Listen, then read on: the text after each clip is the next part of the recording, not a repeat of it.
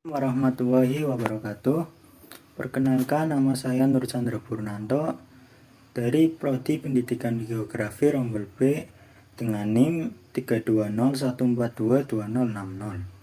Di sini saya akan menjelaskan tentang proses pembentukan awan, klasifikasi awan, serta proses pembentukan La Nina.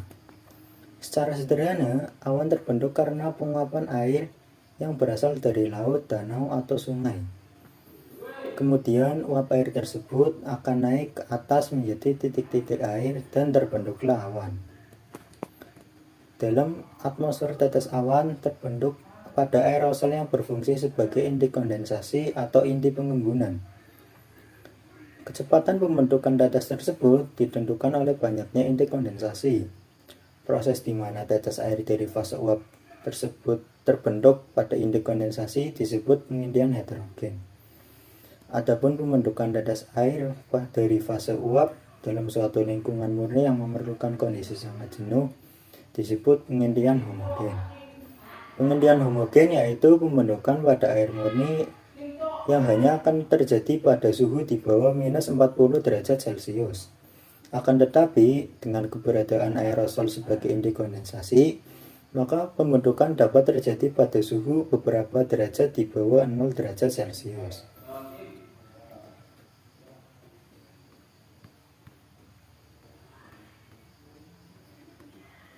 Berikut merupakan faktor yang mempengaruhi proses terbentuknya awan. Pertama, ada angin. Jika angin yang berhembus makin kencang, maka proses penguapan akan menjadi lebih cepat. Jika penguapan terjadi lebih cepat, maka awan akan segera terbentuk. Kedua, tekanan udara. Adanya tekanan udara yang timbul sangat mempengaruhi pergerakan awan. Semakin besar perbedaan tekanan yang terjadi di daratan dan udara, maka akan cepat sebuah terbentuknya awan. 3. Kelembaban udara. Faktor pembentukan awan selanjutnya adalah kelembaban udara. Udara lembab artinya mengandung banyak air. Hal tersebut membuat proses terbentuknya awan semakin cepat. Selanjutnya, intensitas sinar matahari. Sinar matahari merupakan sumber panas alami untuk bumi. Semakin besar intensitas cahaya yang menyinari bumi, maka kian banyak energi kalor yang dihasilkan. Akibatnya, suhu akan meningkat sehingga mempercepat penguapan air dan proses terbentuknya awan. Kedua, ada klasifikasi awan. Klasifikasi awan berdasarkan ketinggian. Kelompok awan tinggi. 1. Awan cirrus. Awan ini sangat halus dan berstruktur seperti serat dan bentuknya mirip bulu burung. Bentuknya sering tersusun seperti pita yang melengkung di langit, sehingga seakan-akan tampak bertemu pada satu atau dua titik horizon. Awan ini tidak menimbulkan hujan. Awan ini terdiri daripada halbor air yang terjadi akibat suhu terlalu dingin pada atmosfer. Kedua, awan cirrostratus. Bentuknya seperti kelambu putih yang halus dan rata menutupi seluruh langit sehingga tampak cerah. Bisa juga terlihat seperti anyaman yang bentuknya tidak teratur. Ketiga, awan cirrocumulus. Cirrocumulus berbentuk seperti terputus-putus dan penuh dengan kristal-kristal es, sehingga bentuknya seperti sekelompok domba dan sering menimbulkan bayangan. Kedua, kelompok awan sedang. Awan altocumulus. Awan ini kecil-kecil tetapi jumlahnya banyak.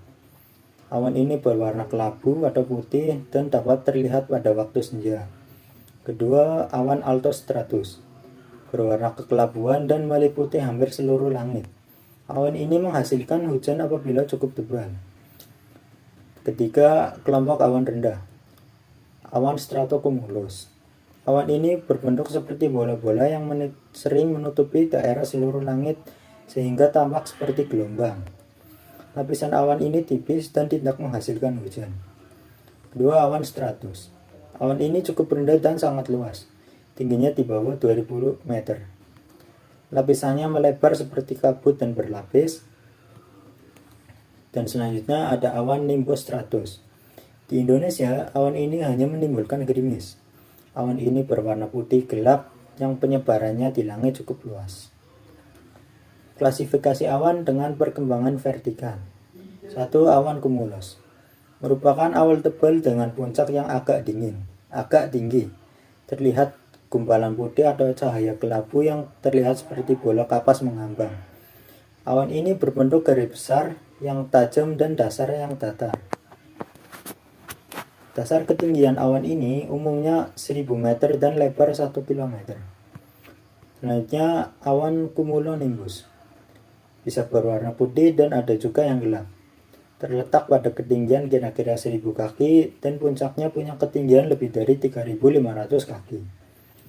Awan ini menimbulkan hujan dengan kilat dan guntur.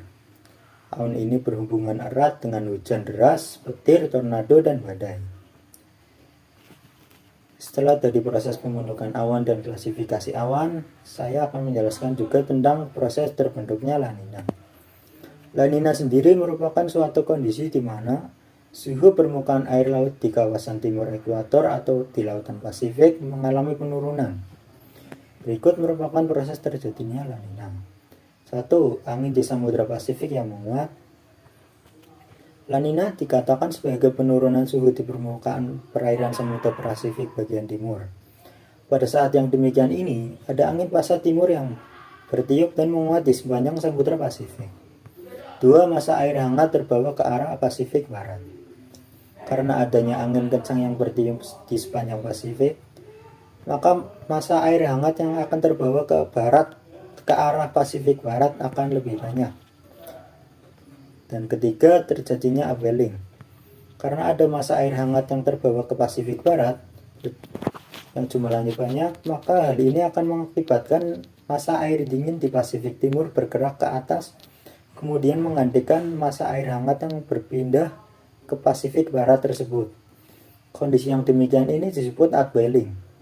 Karena adanya pergantian massa inilah, maka suhu di permukaan air laut mengalami penurunan bila dibandingkan dengan kondisi normalnya. Sekian dari saya.